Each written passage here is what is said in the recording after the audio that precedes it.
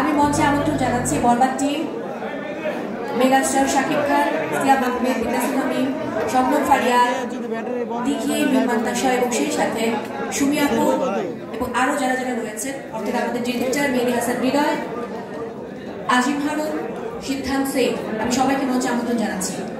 একটা গ্রুপ ছবি হবে বরবাদ টিমের।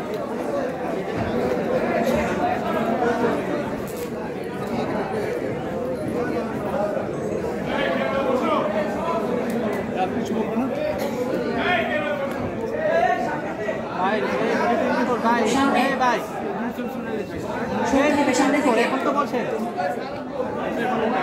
হ্যাঁ 2024 একটু এখন একটু লো অ্যাঙ্গেলে করি পিডি চালাচ্ছ বসেন।